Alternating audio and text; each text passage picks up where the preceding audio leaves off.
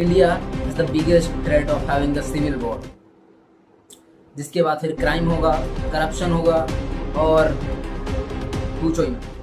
India में कुछ भी हुआ तो हमारे लिए सारे दरवाजे बंद हो जाएंगे, इंडिया के लोग बाहर नहीं जा पाएंगे। वाई? क्योंकि सबको पता है कि India is the country with the biggest population in the world. और सबके लिए आप एक कीड़े मकोड़े की तरह, जस्ट लाइक अ पैरासाइट। ऐसा है, वो कहीं भी जा सकता है। बचोगे कौन? आप। गड्ढे में सड़क है, सड़क में गड्ढा, हम लोग कहाँ कहाँ जी रहे हैं, ये air pollution, sound pollution, road, income tax, इन सब के बारे में है ही नहीं। ये मुद्दा भारत के भविष्य के बारे में है। कैसा होगा कि अगर बच्चों को शुरुआत से finance, communication, leadership, business, laws, ये सब सिखाया जाए। क्या आप भी ऐसा सोचते हो कि इंडिया का एजुकेशन सिस्टम बहुत खराब है, इसे सुधारना चाहिए? क्या आप भी ऐसा सोचते हो कि इंडिया एजुकेशन सिस्टम अभी ठीक ऐसा है, ऐसा एक रेस में मछली और घोड़ों की एक साथ दौड़ा दिया जाए? क्योंकि एजुकेशन सिस्टम एक ही बात मानता है कि भाई सबको जॉब करनी है, but everyone has not the same personality, है ना? So I have the solution. Before that, अगर आपको इन सब चीज़ों के बारे में नहीं पता है तो आप सर्च करो different type of personalities, how the human brain works, और एक बहुत अच्छा आपको पॉडकास्ट मिलेगा, बहुत अच्छी वीडियोस मिलेंगी, वहाँ पर आपको चीज़ों को समझ आ जाएगा, ठीक है?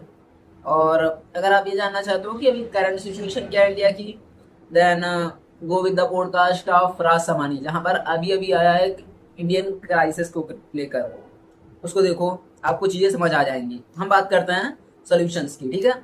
तो अभी आपको समझना पड़ेगा पहली चीज़ कि India is the biggest threat of having a civil war. क्यों? क्योंकि इंडिया में अनएम्प्लॉयमेंट बहुत ज़्यादा है, और अनएम्प्लॉयमेंट के कारण क्राइम, करप्शन बढ़ रहा है। और इन सब की चीज़ें का बेस क्या है? क्योंकि लोगों में सही इन्फॉर्मेशन नहीं है, लोगों को समझ ही नहीं आता मैंने ये नहीं किया तो मैं करूँगा क्या। उनके पास कोई दूसरा ऑप्शन नहीं है, ठीक है?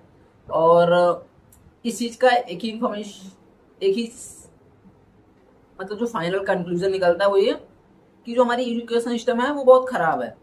then what's the solution right now?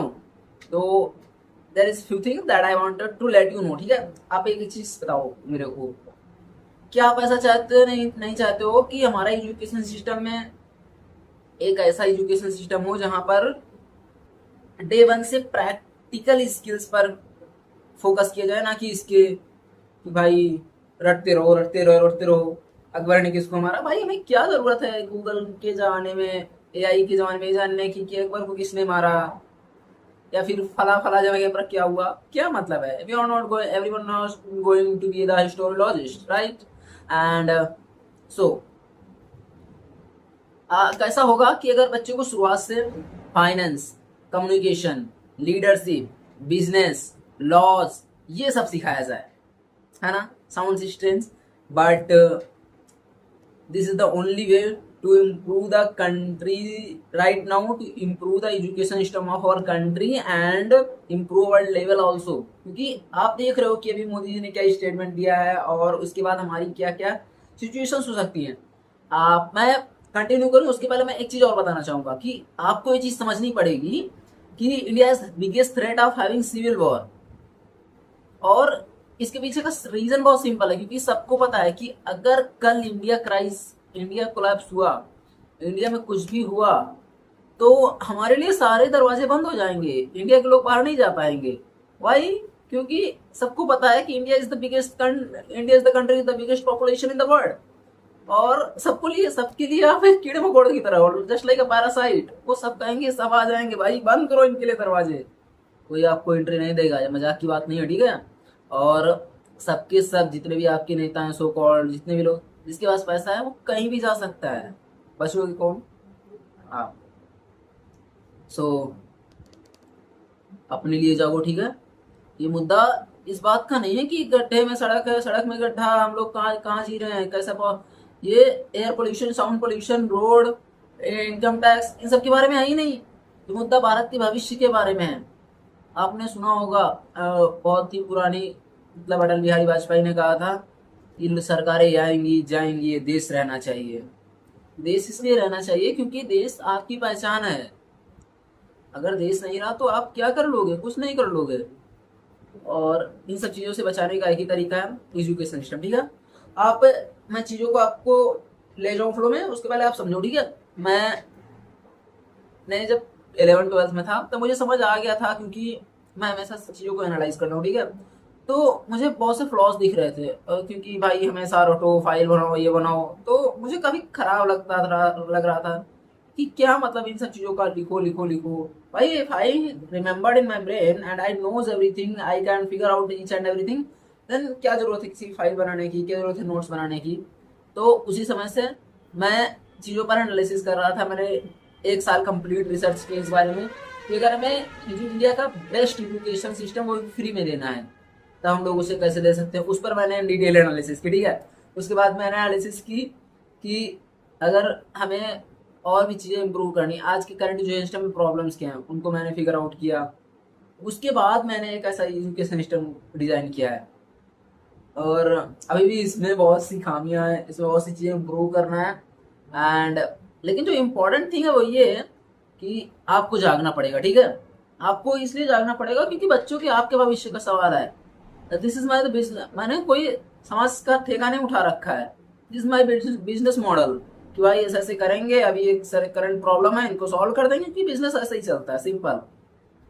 और अगर ये चीज़ हुई ना, तो आप इस चीज़ को समझो, एक ऐसा इंसान जो कि फिगर आउट कर रहा है चीज़ों को, और वो एक बेहतर एजुकेशन सिस्टम लाना चाह रहा है, लेकिन हम लोग नहीं ला सकते, पूरे देश में नहीं कर सकते हैं, क्योंकि हमारी ना एजुकेशन सिस्टम ने हमने एकदम फाउंडेशन में जाकर टच किया है। हम एक ऐसी जगह पर वार कर रहे हैं जहाँ आप पहले इस बात को समझो कि हमारा एजुकेशन सिस्टम काम कैसे करेगा। मैंने आपको बता दिया फाउंडेशन क्या है इसका, लेकिन इसमें जो सबसे बड़ा पेपर है ना, वो क्यूरियोसिटी और कंडीशनिंग है। हमने इस चीज़ पर बहुत वक्त बिताया है कि कैसे कोई भी परिस्थिति किसी चीज़ को कैसे अफेक्ट करती है।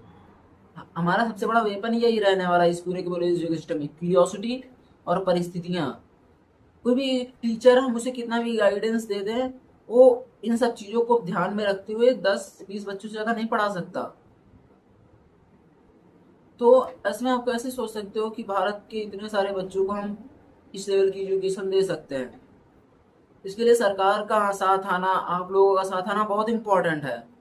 अगर आप नहीं आते हो, then it's your failure not mine, because as a businessman मैं इस चीज़ को कभी ना कभी इम्प्लीमेंट कर दूंगा। अभी इसको 1 साल लगने हैं, 2 साल लगने हैं, जब भी इम्प्रूव होगा ये इम्प्लीमेंट होगा सिस्टम।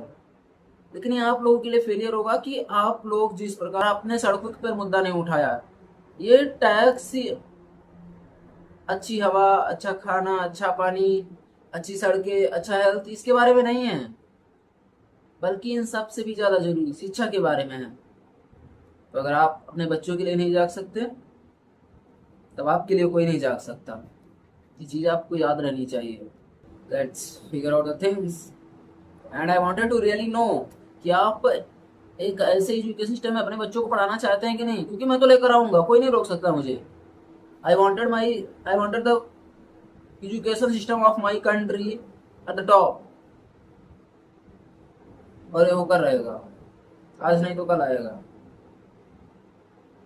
और इसके लिए आपको जागना पड़ेगा। ठीक है, क्योंकि इंडिया में सिविल वॉर होना ही है, आज नहीं तो कल होगा। इसका सिंपल सा एक कारण है, यहाँ की खराब शिक्षा व्यवस्था, जो कि सबको कह रही है चल बेटा जॉब रेडी बनाते हैं। किसी जरूरत है यार, इस एरा ऑफ एआई, मशीनें अपना काम करना सीख गई हैं, आपको इंसान बनने की जरूरत है अब। और अब अगर आपने एजुकेशन सिस्टम नहीं बदला, तो आपको अपनी बर्बादी मुबारक हो।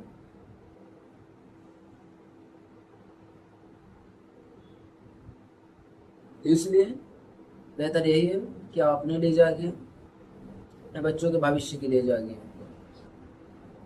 और अगर आप सभी एक साथ आ जाते हैं, तो शायद आपको मेरी भी जरूरत ना पड़े, क्योंकि इंडिया में बहुत से अच्छे लोग हैं, उनके पास बहुत ज़्यादा ब्रेन है, वो कुछ बहुत अमेजिंग बना सकते हैं, क्योंकि मैं भी नहीं सारा डिजाइन कर सकता। And with this